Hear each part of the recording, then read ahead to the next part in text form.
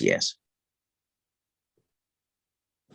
Nifemi, that's a very heavy subject to bring up at the very beginning, because very often when people talk about violence against women, they focus on rape and domestic violence, but it's actually much deeper than that.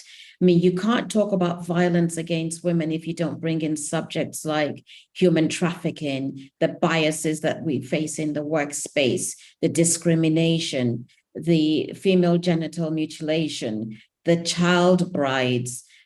You have to include all of those things when you're talking about gender violence. I mean, when you think about the things that are going on in the world right now in Iran, where there's a protest going on and the girls are taking off their headscarves and cutting their hair because they're making a statement.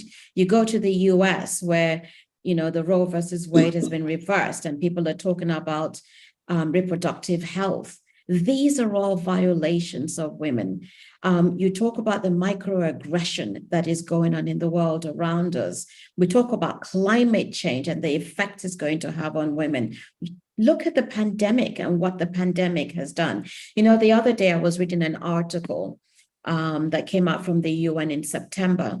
So a year ago, I was telling people that the World Economic Forum was talking about 136 years before we have gender parity across all areas. Guess what the figure is, gentlemen? Do you want to take a guess? Nifemi, guess what the figure is right now?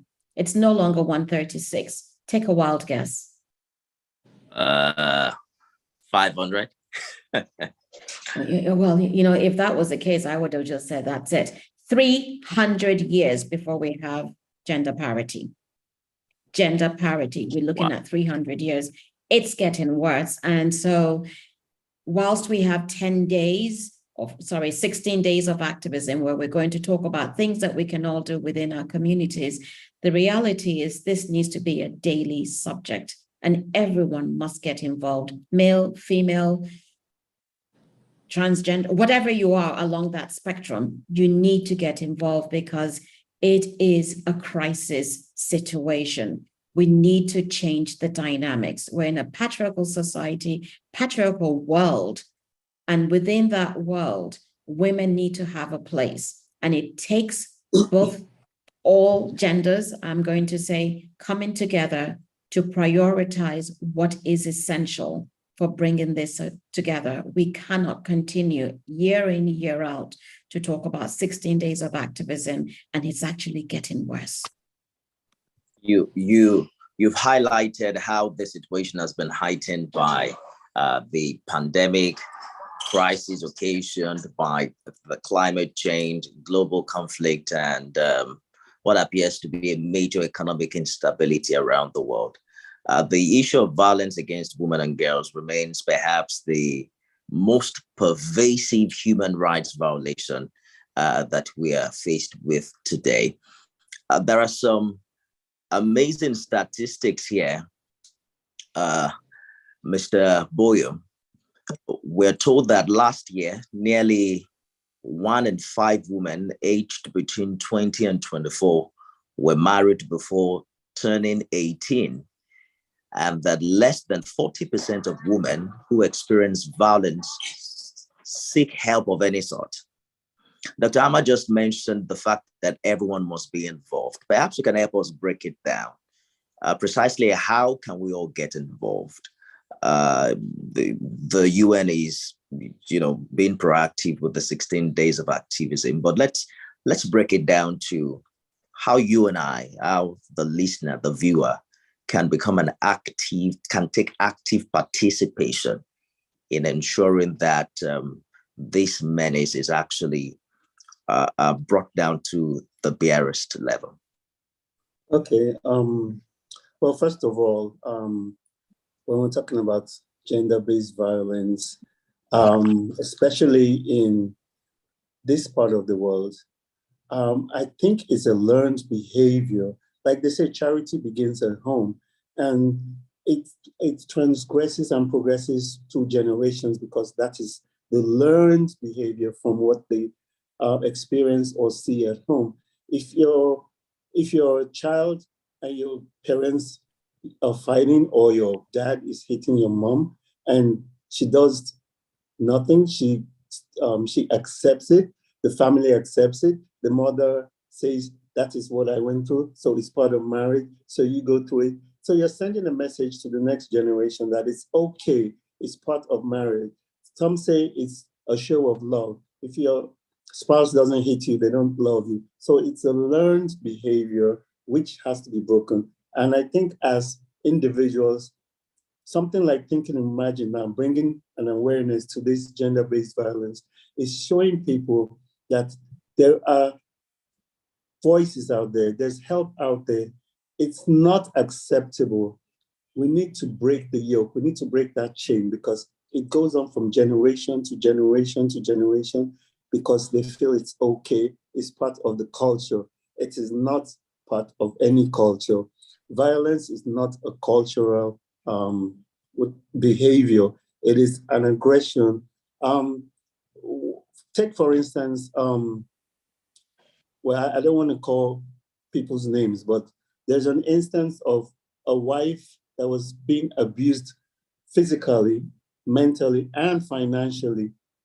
But the in-laws are saying, you have to stay in the marriage for appearances. You have to stay in the marriage because that is how marriages are. Just accept it. Just go on with it. I went through it, so it's nothing new. Yes, it's nothing new, but is it right? Is it something that we need to continue? I don't know. I'm not a psychologist or whatever, but from my own perspective, if people or children or the next generation, they learn by example. It is not what I say, it's what I do. So I think we as individuals need to break that chain. If we see someone being abused, we talk to them, we ask them to get help. If they're afraid to get help, sometimes I don't care if you're being called a busybody, but it's better to be a busybody than to be going to a funeral because it always ends badly. It never ends well. I'm not only talking about physical abuse now. I'm talking about mental abuse, financial abuse, because women especially feel trapped in that relationship. But there's help out there. Yes, you might start at the bottom, but trust me, there's a support system that can help you. The NGOs, there's other family members, there's people that will speak up, there are people that will fight for you. Just get away and break the chain. I'm just wondering. It's interesting. I'm so sorry, Nifemi, go ahead. Yes, I was just saying that I'm wondering if we have a working system that provides buffers for victims in this regard. When you say move out, speak out, just do the right thing. Do we seem to have that structure, particularly in this part of the world, that makes it easy for victims to take the steps? We don't, Nifemi, you know that. We don't have a social system. There's no social welfare system. It's not developed. It's part of the reason why during the pandemic, it got worse for women and girls. There is no social welfare system. Handing out 5,000 naira to people is not going to help when somebody's life is at stake. You stock women and their abusers, children and their abusers into houses without a way for them to get the support, the mental help, the physical help, the emotional help. There's nothing out there. That infrastructure needs to be built up. I've always said it, the infrastructures that need attention in this part of the world is education, social welfare, health. I don't care how many bridges you're building and how many houses you're putting up, but if you can't take care of the people and provide the system that the people need, then what are you creating? Anywhere else in the world, women can move out of their abusers' homes and almost immediately there will be services for them. There will be homes that they can go to. Children can be in and go off to school, and they can create some kind of normalcy in their lives to the best of their ability. The law enforcement takes it upon themselves to prosecute abusers. Over here, there's an invitation to come have a chat, and then the family gets involved. And before you know it, the abused is following the abuser back to the same home because they're trying to protect a family name. What name? And then when the individual is killed, it's sorry, and then their tears. It could have been avoided. So they've sort of normalized abuse to the point where it is acceptable and people turn the other cheek. You know, we had a situation at Live Abundantly where we had a call maybe a month or 5 weeks ago. A young girl was being abused, and somebody rang me and said, you know, can you please help? This girl has been sleeping on a balcony for 8 months, and she's beaten every night. Well, how old is this girl? I thought we were talking about an 18-year-old. They're talking about a 12-year-old. What's the situation? It's a family of poverty, and a cousin steps in and says, we're going to take this girl. She will live with us. We'll care for her. And they hand her over because they promise that they're going to educate her and get her to through university. Guess what? The girl was being beaten every night. She was so emaciated when I saw her at the police station. I almost wept. But she was sleeping outside. Her own cousin put her outside on the balcony, the veranda, to sleep all night, crying. So on this particular night, she was just overcome with grief and pain. She ran to the neighbor, and it's that neighbor who got in touch with me. And at midnight, I'm going to a police station to come and comfort a 12-year-old girl who is sleeping on a metal framed chair at the police station. So I have to give her my scarf to cover up. I have to give her a pillow to lie on. There's nothing. How can you say you have gender units and you can't offer services? Nothing. Something has to change. Yeah, and this is not an isolated incident because it happens a lot. You know, there's so much going on. There are men who are coming home and beating their wives and then threatening to kill them. And they stay because of family. What is the value that we place on a woman's life? That's the question people need to ask. You're a father of girls, Nifemi. What is the value that you place on women's lives? There's so much value placed on the lives of men. We need to make a shift. And what's so bad now, it's the abuse is getting younger and younger every day. Now, little boys of 13 or 14 are beating up their girlfriends because maybe she didn't call or she's talking to someone else. There's so many instances now of teenagers being abused by their fellow teenage boys. I'm talking about girls now. Yes, there's also gender violence against the male, but I'm talking about young boys thinking it's okay. There was some video that was trending of this girl that had a date with another guy, and they were like 18 or 17, and the guy got his group of friends and they beat the girl up. I'm sure you saw that video. It was like last month or 2 months ago, and they beat this girl up like with belts and things. But what was so good is they put it on social media and the police got involved and arrested them. I'm sure you saw this video a few months back. So what message are we trying to pass here? That it's okay for 10 boys to beat up one girl because she had a date. She's a teenager. She can have dates with, So what message are we sending as adults? So I'm so happy that Think and Imagine is actually taking up this 16 days of activism, because even though it should be every day of activism, but fine, we're bringing it to the light because it has to change. All right. So we have to push for change.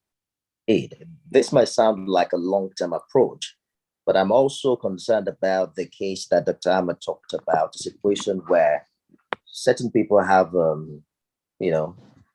number of children looking for people, family members, cater to them, to those children on their behalf. What is this thing about? Not just having the number of children that you have the capacity to raise. You look at it, and this the number of have on our streets and things like that. I know there's a lot about dividends and the demographic dividends and the population explosion and how it can impact positively, but we don't seem to have all the indices working. What do you say to this indiscriminate uh, birth, childbearing that seem to have resulted in a lot of poverty in this part of the world, and that seems to have also given these children less cover and individuals to look out for them? Can I just cut in here? The incident Dr. Amma was talking about, however we want to sugarcoat it, it's human trafficking. And a lot of human trafficking goes on every day with our neighbors, our friends, and they don't term it as human trafficking, but that is what it is. If you take a child out of his home, they might be the poorest people on earth, and then you take the child and you promise to educate that child, and you're going to give the parents money or you're going to pay for their fees or whatever, and then you bring that child to your home and you treat the child different from your own children, and they're sleeping on the balcony and you're physically abusing them and treating them like they're below human beings. That is human trafficking. That is not being helped. That is debt bondage. You're putting that child and that family in debt bondage, which is a part of human trafficking. And it goes on so much in Nigeria. Yes, in Nigeria, it goes on a lot. They don't term it as human trafficking, but that is what it is, exactly, debt bondage. Well, Peter, you raised a very good point, and I know that this is not a data gathering culture. Actually, the entire African continent, we need to start getting data because there's so much data that's needed for change to occur. And if that data is not captured, starting with the birth of children, recording the birth of children, not faking documents when it's necessary, but actually mandating that when children are born, you record them. That way you begin to get a better idea about the population of this country, number one. Two, you begin to look at the services that are needed to support this population. And three, you now make parents, families accountable for how they raise their children. At the end of the day, if you have more children than you can cope with or care for, to use another phrase, then you become responsible for those. You can't take responsibility for those children. And so you're looking for other family members or others to take care of them. And it goes back to the cultural thinking of, I can have as many children as possible, and the children are a gift of God or whatever the good books have told them. But the reality is, if you don't practice family planning, if you don't start to think about what it takes to raise these children and give them the opportunities that they need and they deserve, then you put them at risk of being trafficked. You put them at risk of being abused. And for them to survive, they would do what is necessary. So a child being trafficked, and to be honest with you, the figures that are available from IOM right now, there's a greater number of people, children, being trafficked within Nigeria than outside Nigeria. I know you've talked about the Japa thing and people are leaving. This is different. There is much more of this human trafficking going on within the country itself, and it comes and stems from poverty. But these things can be addressed, and they must be addressed head on. It's really sad how we're fast normalizing this development, particularly for households in Nigeria that engage the services of underage children as house help. Many of them are, children from the other parts of the country, from other parts of Africa, Benin Republic, and places like that. And it's a very active business. It's very fast being normalized. I mean, you're married, you have children, you're on the lookout for house helps, and you just look for those agents, you get to pay them. Many of these children don't even get to be paid for the service they render. There's someone else, a family member, an agent who is taking. And I know that we've had conversations with IOM in this regard about how can we begin to criminalize. But beyond that, what more can we do as a means of actively sensitizing the seemingly I don't want to call them innocent, but there's a lot of ignorance, taking place here, because there are people who engage these services who do not even understand that this is a case of human trafficking. They don't know. They don't know that those children in their houses are taken from somewhere. How do we begin to engage, actively engage the Nigerian populace, particularly those who are engaged in practices like this? So Nifemi, I have to clarify something. There is a VAP law. There is a law that criminalizes it. The key is for the states to adopt those laws and for it to be reinforced. If you don't enforce the law, then it's just a law that's on paper. And you know the story. There are lots of laws, but who is responding to them, who is obeying them, and who is reinforcing those laws? So there is a VAP law, and it's against the law to move children or move people. And the key word in that law is coercion. But again, what right does a 12-year-old or a 10-year-old know about? I'm going to my auntie's in Lagos or in Ibadan to be with my cousin and to help with they're going to tell them that they're going to school. But the reality is that they become slaves. And the other question that you have to realize that I brought up earlier, and you actually raised a very powerful statistics about the 40% of women who were married before the age of 18. There's a lot of child brides, there are a lot of child brides going on, child marriages, going on right now. That again goes back to poverty and in some cases, religious beliefs that, once you're a menstruating girl, then you're free to get married. And so you see these 70-year-old men with 14-year-old girls. It's against the law. But in some parts of the country, it is acceptable. And those states refuse to reinforce the law or even adopt those laws because it will criminalize the behavior that the majority of them are doing. But they're putting these girls' lives at risk. They really are. And what happens is the girls will have one or two children, end up with fistula, and before you know it, they're going for a younger one. And it just continues to perpetrate because the society, the cultural behavior that's acceptable does not give credence to women. We don't value our girls. And until we learn to value our girls and thereby value our women, this will continue. It is a patriarchal world. And in this society, the men rule. I want to add something from a personal experience. I was filming in one part of Nigeria. It's a village, but it's now more developed. And there was this young girl that used to bring food, and she had a baby. And I was like, "Oh, aren't you kind of young to have a child?" And the other lady's like, "This is her third child," and I'm like, how? Like the culture there is once you start menstruating to have children to show that you're fertile. So a 20-year-old girl can have 4 children without even being married from 4 different fathers. And it's okay in that village, in that society, because now she's showing she's fertile. But now she has 4 children with 4 different fathers. So how is she going to take care of these children? They're going to end up being trafficked or sent to some auntie or uncle to stay with. And only, we don't even know what's going to happen to those children. So I think what Dr. Amma was saying about education being very important is paramount, because if they don't know, then they cannot change because they don't know. They haven't been told that this is not common practice. You don't have to show you're fertile at 13 years old by having a baby. You don't have to show that you're fertile at 20 by having 5 children with 5 different fathers.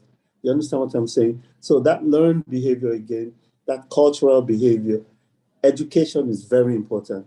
I'm not talking about formal classroom education now, just educating people on this is okay, this is not okay. You don't have to do this. You don't have to be this way. You don't have to show that you're fertile. Some places you have to be pregnant before you get married. What if you don't get married? Now you have a child. Do you understand? So the practices too have to be enlightened. People have to be educated. So education is very, very important.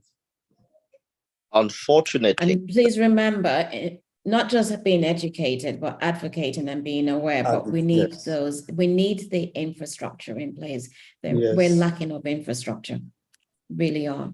And it's worse for boys that are abused. Where do they go? Who's going to listen to them? You now have this cultural bias against boys that are abused. No one's going to believe them. So they live with shame and they're traumatized, but yet they have to be in this society. A society that says that, what do you mean she beat you up? I mean, you're a man, you're much stronger, blah, blah, blah, blah, blah. But absolute nonsense. I had a man tell me yesterday that he was beaten up by his girlfriend. Yes. But if you saw her, you would think there's a stigma that goes along with it. And we have to deal with it. There's a stigma for anyone who is physically abused. But, I'm looking at violence along the whole spectrum and not just limiting it to rape and domestic violence, because that's not it. We're talking about gender-based violence, long spectrum, and we have to use that yardstick when we talk about it. Yeah. By the way, it looks like Benny has joined us. Hello, Benny. Thanks for joining us. Please turn on your camera because we're actually live on LinkedIn. Welcome, Benny. Remember when we did Men Don't Cry? Yeah. The stigma is there. Men don't cry. Hey, Benny, welcome. Though Thank you for having me. Yes, Benny, you're welcome. Though it's not your popular conversation, but there's evidence to show that domestic violence isn't solely a female problem. So they say 1 in 4 men have suffered from some form of physical abuse from an intimate partner. And that's why Ben is joining us. Ben is a poet and performer, and he has a show coming up titled Menace. And it's interesting to know that while we're talking about 16 days of activism, a lot of attention is turned to violence against women and girls. But I like that you're also now focusing on abuse where men are victims. So I'd like you to talk to us about, because I'm seeing on the flyer, Menace, I'm saying that this is based on actual events. Benny. Yes. Hi, Nifemi. Thank you for having me. Hello, Dr. Amma. Hello, Mr. Peter. Hello. Yes, so Menace was birthed out of giving voice to the hushed and the voiceless. We have a lot of people, both male and female, that have gone through or still going through domestic violence and gender-based violence, basically, not just domestic, it's physical, there's emotional, there's verbal, all kinds. And but the attention is geared towards the female more. That's not to say that it's not important to give that. Finding a balance is very important. If there is an abuse, and it doesn't have to just be particular about the problem that we are trying to solve. So I have a few people some I met, some I heard their story and decided to be their voices. And so they share their stories, like it said, it's based on true events. Then I decided, you know what, the world needs to hear this. They need to know this is happening.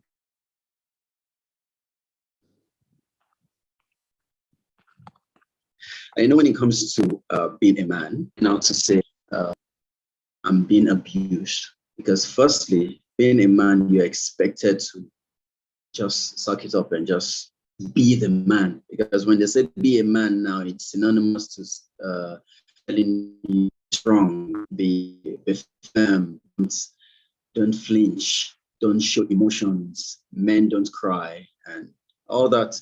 So you see a woman, they tell the woman, be a man, and you're wondering, are you trying to say I should be another gender? Or you see the man trying to connect with his emotions, they tell the man, why are you acting like a woman? That's where the problem is. So now the play Menace is based on true events of men that have been abused and being abused physically, verbally, not just from their spouses. Some other ones are really connecting, fighting for, like there's one character fighting for his sister who was being abused by another man. Okay, so the focus of the play is on the root cause of this, because we keep attacking the rotten fruits, so to speak, the rotten fruits of the tree of gender-based violence. But there's a root. If you don't nib it by the roots, it keeps growing and keeps bearing fruit, and we just keep trashing the fruits and all. So now I'm trying to give the people an idea through story, because there's power in storytelling, and to let people connect and empathize and be compassionate about people and realize that this is a particular topic we need to not just jettison or touch lightly. It has to find a balance and help these men, help men that are trying to become better men. Even if they're showing their weakness, they're trying to tell you, I'm human. Being human means you have a level of weakness, you have a level of strength, and you are aware of that and know how to use it well for the betterment of humanity, basically. So yeah, and the play comes up this weekend. Yeah, tomorrow, Saturday, the 26th and the 27th. That's Saturday and Sunday. It's in partnership with British Council and with Live Abundantly and Allied Empowerment. So I think that's that about it. And it's well researched. It's not just trying to praise the man or say you need to pity the man. No, it's just the truth. Because I often say, which is one of the the phrases that project is attached to. So there are three sides to a story: the told, the untold, and the truth. Because oftentimes you hear the told, told. What exactly? Who knows the truth?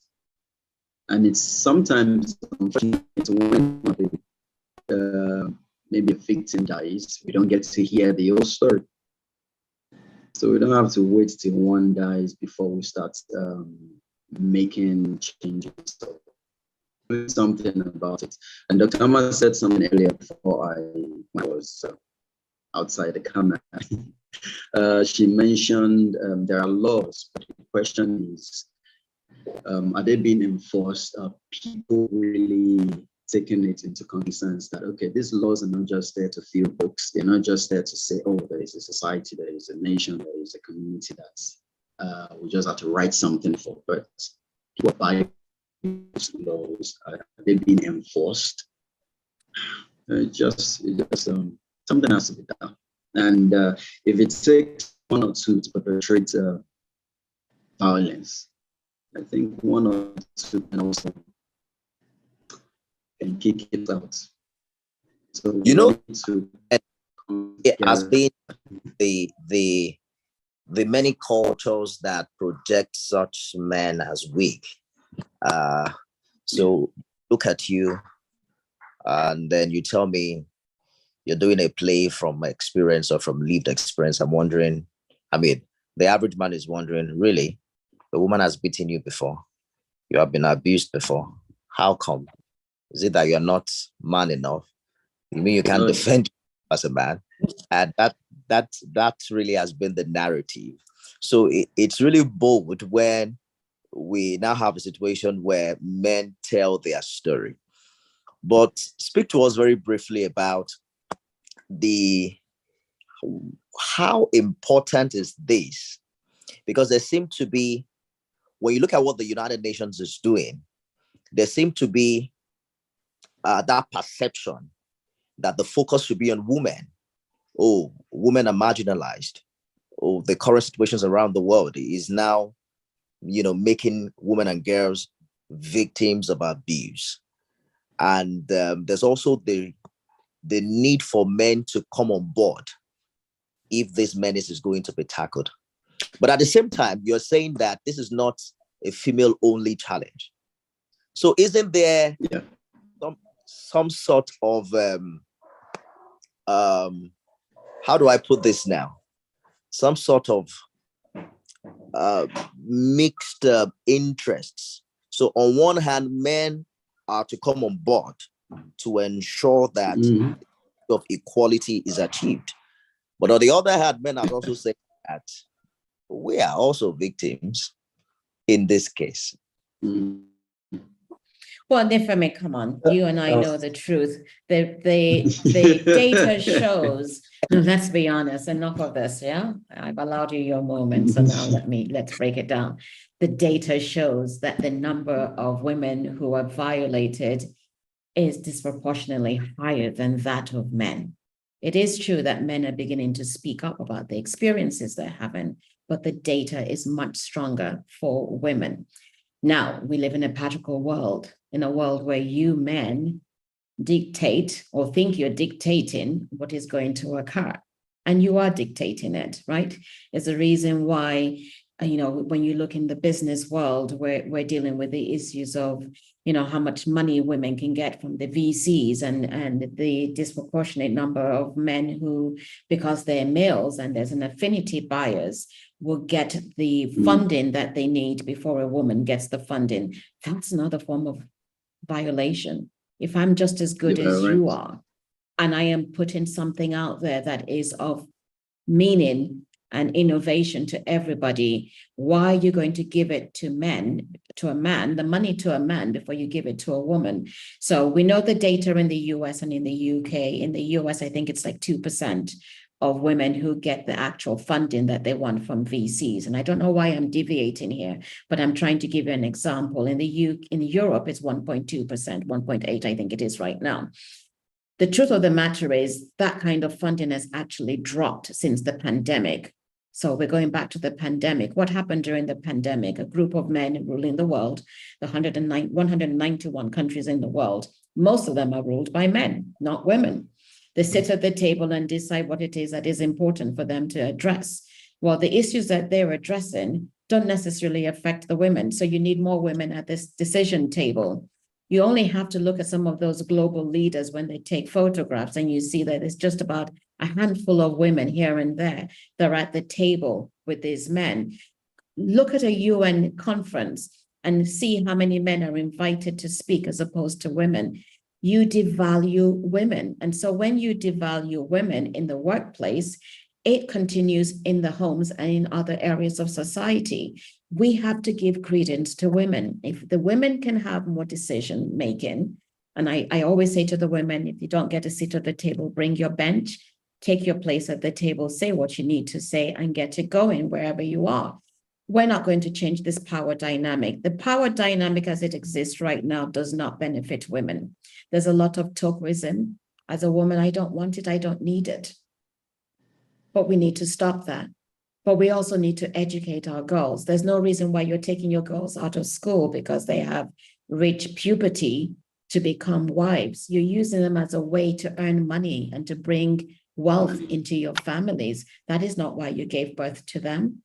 And then in your homes, when you're beating up your wives and your children, particularly your girl child that you're having run around, do you know how many families in Nigeria actually keep their girls at home or send their girls to work so that the money they bring in is being used to educate a boy? We have one of those. We actually have quite a few that have come through the Live Abundantly program. Why? The boys are going to get through school, get married, and leave you behind. The girls are going to come back and think about you, their parents. Why differentiate what you're offering to girls versus boys? That's a form of violence. You're violating girls. But my whole thing right now is we need to make a shift in the power dynamic.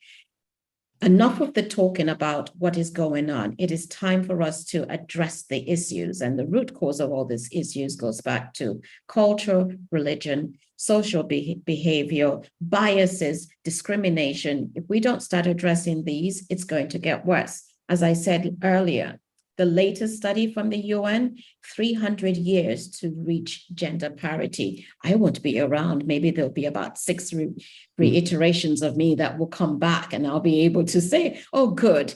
Now I can have equal access to education and to funding and all of the things that are meant to me. Women's right is human right. I'm a woman. I don't want to come back as a man. I want to come back as a woman. I've got work to do, and I'm coming back for each and every one of you. So I'm hoping that we can. You want to pose another question, Nifemi? No. I am going to. I want to say something about women. I thought we were just focusing. Nifemi, you're moving around and we're losing you. Go back to where you were, Nifemi. He moved. He moved from where he was. The Bluetooth. Nifemi is in his house. He's moving around. When we're talking about abuse against men, when you say abuse against men, they think it's what do you call it now? Power of strength. It's not that the guy is weak, that the lady beat you up physically. Abuse is much more than that. It's not about we're fighting and she won. That is what people think. That is why they say a lady beat you up. No.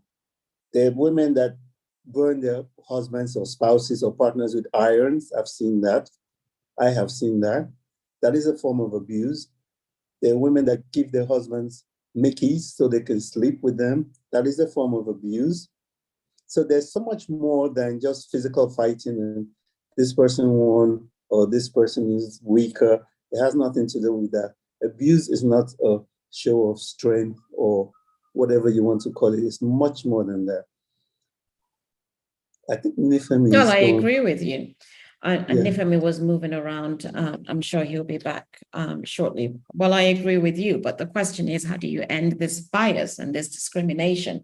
Because all of that leads to this violence that we're dealing with. I mean, here we are once again talking about 16 days of activism against violence, and we're expanding it to contain all of the entire spectrum. What are we doing? What are we going to do? What are we doing? That brings me to something I mentioned to you yesterday. I saw this video that's trending on social media. This girl has like millions of likes and follows or whatever. And she posted, if a guy rapes a girl and then apologizes and then gives her 1 million, would she report him or not? She said she would take the 1 million and then ask him for a second round.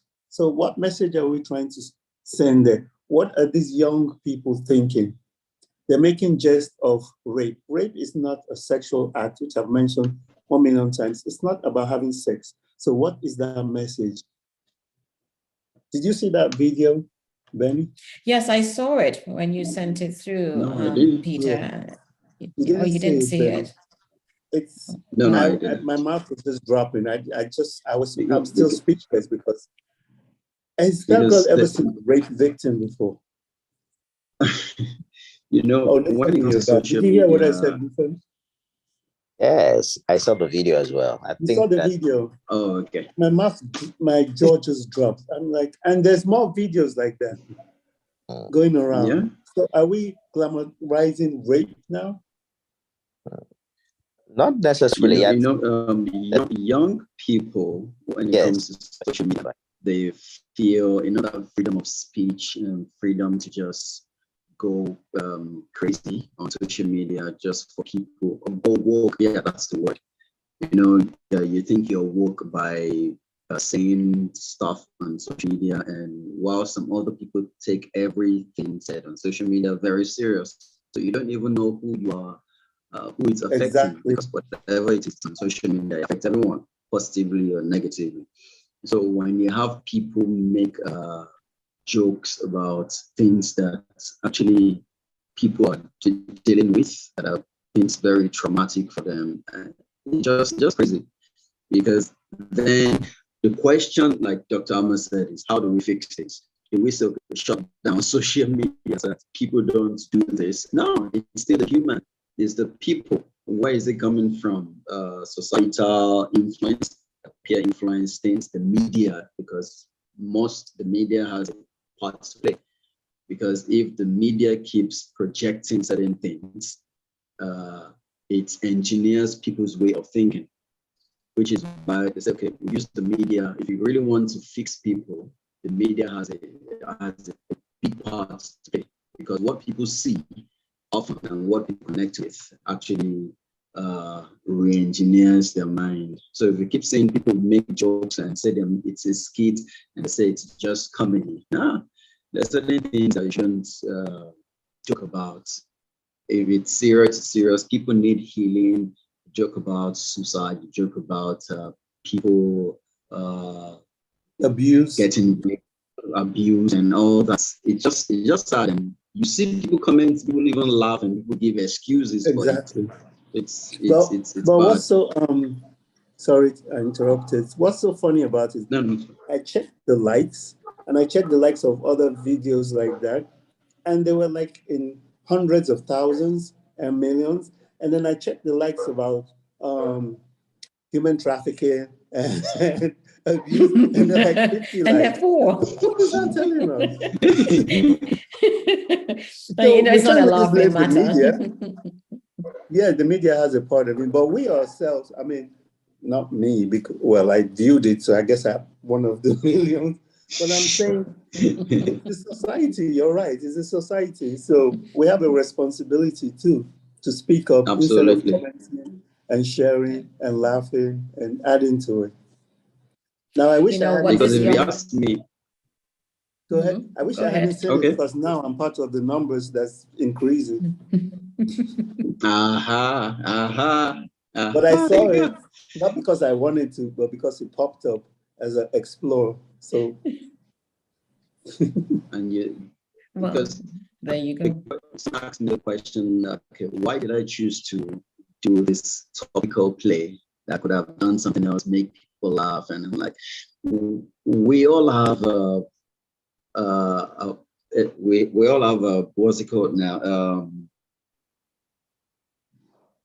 In the word, we all have our parts to play. To feel everyone's to laugh, to get happy, and we need to have serious conversations too. It's not just about gliding over the truth and making it look like the problem is not there, which is typical. Sorry, not sorry to say.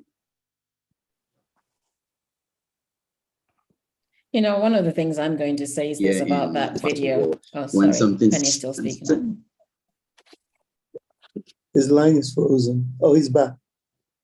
He's back. Oh, can you hear me now? Your last statement was frozen.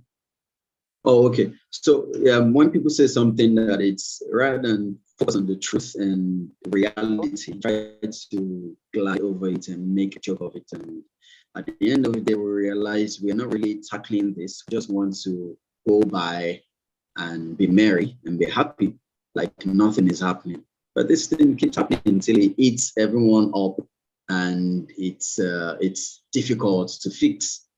So if we don't start, it starts with me, it starts with you, it grows that way. Because the person that liked that video, it started with one person.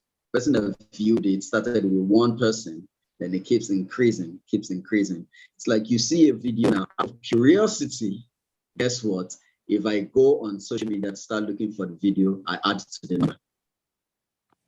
So what if, out of curiosity, I just tell myself, no, I'm not going to see it because I don't want to increase it? Because once you increase the number, the algorithm, you know what happens with social media. It keeps popping because that's why it popped on mine as an explore. Exactly. So we have to really take actions and not just think about it, but actually do. That's it, basically, which is what Menace is about. I am doing. Yeah, talking about Menace, Benny. So it's a one-man play. How does that work? Only you on stage? Will you be, apart from reciting poetry, will you be singing? I mean, I've been playing that back and forth in my mind. A one-man It's multidimensional. Okay. So you have a man, like you see him physically, but by the time the play starts, you see 15 to 16 characters playing out, and you can tell the difference. Yeah, it's the performance. So it's multi-dimensional, just to speak. So you see me, I'm being an old man, I'm being the little boy, I'm being the lady, I'm being the police, I'm being all that. So it's just beautiful. And it's storytelling with poetry, drama, and a little bit of comedy in it. So All right. yeah, you cry, you laugh, you get upset, but at the end of the day, we don't hear the truth we're running from. So How long is the play? 90 minutes. 90 minutes. Looking forward to it. I don't know And if I must say, I saw the first, and Benny is so believable that he just gets transformed into these different characters that you don't even realize is the same human being that's playing them. So I recommend everyone go see this, because I tell you, you think they're different people and it's just one human. But when you're there, you think you're watching different people. looking Oh, if forward you to think you've seen him before, trust me, you have to wait till tomorrow. so Mr. Highly Boy, recommended. that's what he's saying. Thank you. All right, we have to go now. Dr. Amma, I'm glad that this 16 days of activism is not only focused on gender violence, violence against women and girls. I think we're now talking about gender-based violence, which captures everyone, whether you are in the majority or minority. But I'd like to have your final comment on this particular conversation before we go.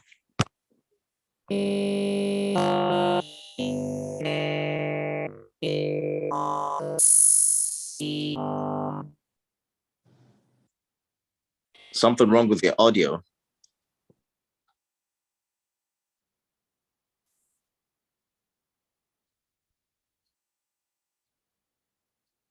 Yes, your audio is off. Okay. We'll return to Dr. Amma while hopefully she fixes that. Can I have your final comments, Mr. Boyer and Benny, on this one? Okay. Well, I think every day should be gender violence based activism, but let us try to be aware, create awareness, and be conscious of what we're doing and what we're teaching the next generation. Because, like I said, they learn by example, not only by our words. So it is something that should be brought to the forefront because it happens every day. All forms of gender-based violence, not only physical, mental, but like was mentioned in the podcast today, there's so many forms of gender-based violence. And the more aware and conscious we are, the more we get to know about it. And we hope that people will make changes.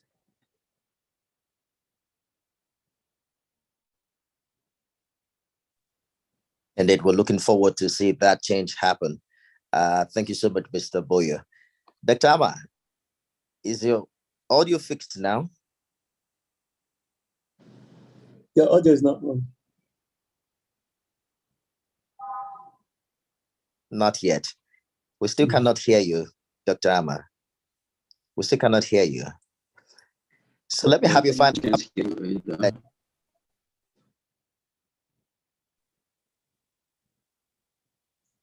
Hi, Benny. Hi. I would say a drop today every day would eventually come. So if we start with whatever it is we can right now, and in sense with it to eradicate it's sooner or later. It won't take as long as it's projected by the United Nations. Sooner or later, it's sooner. Right? We can actually fix it or have solution to it. Like Mr. Peter said, it shouldn't just be advised. It should just be a particular period. Just concentrate on gender-based violence. If it's something that we keep having a conversation every day, every time. Yeah, I think she's back. So if we keep having the conversation consistently, that you wake up, it's not only when we are crossing into a new month, you say happy new month, you should say happy new day every day. So the same way we should have activism every single day, talk about it till even the truth, like, you know, this is drowning us.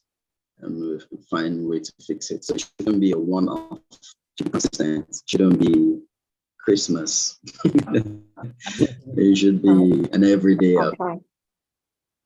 I agree with you.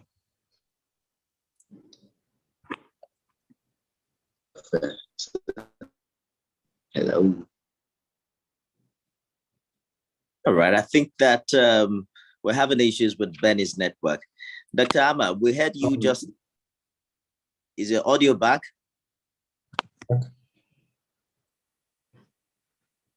I think it's gone again. We can't hear you. However, I must say that there's a lot of expectation as we count down towards the 16 days of activism kickstart is a day after this recording.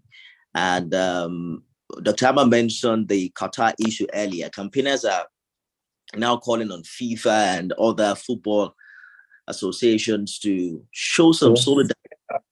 And also the Mondial to amplify the voices of Iranian women who are leading national protests following the death of Amini, the 22-year-old Amini, while she was detained in police custody after she was arrested for not wearing the correct hijab.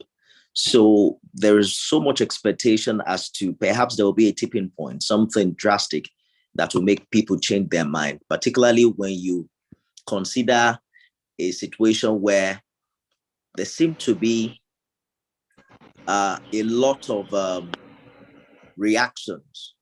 I mean, a situation where countries around the world are now considering laws and policies that will foster their identity and all of these things that we're talking about to cater to women and also defeat the issue of gender-based violence. Dr. Amma, if you're there, I will take your final comments now. I think I've had to move completely, but hopefully you can hear me. Am I audible?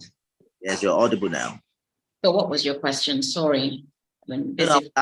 Your final comment on this issue as we wrap up. My final comment, I think, is one that I will always stand by. It is time for us to take action. It is time for us to change the power dynamics. It's time for us to value the girls and the women in our lives, actually for us to value each other. Those are my final words. Really and truly, this can be addressed by putting the proper infrastructure in place.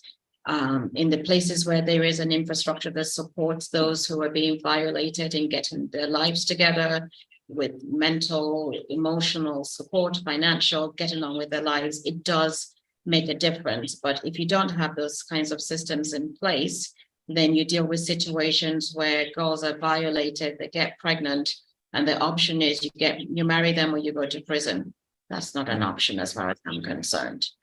No, that's not an option. Or your girls get to a certain age and then you think that they become the pawn for making your lives richer. That is not an option. So we have to value each other. We have to take steps to make sure that people are living lives where they can thrive and live to their fullest potential without being violated in any way possible. The level of violation in this world is too much, whether it's microaggressive, discriminatory, biases, physical, emotional, financial, it's too much.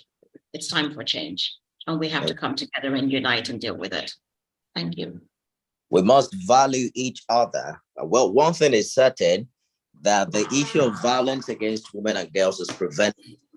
And you and I can begin to play active roles in making this a reality. Dr. Amma, thank you for joining us in this episode. But finisher, looking forward to see your much talked about performance on Sunday. And Peter Aman Boyo, thank you so much for your contribution on this episode. I'm Nifemi Oguntoye. It's goodbye, everyone. Bye-bye, everyone. Thank you. Thank you. Nifemi, your camera wasn't on. Thank you, guys.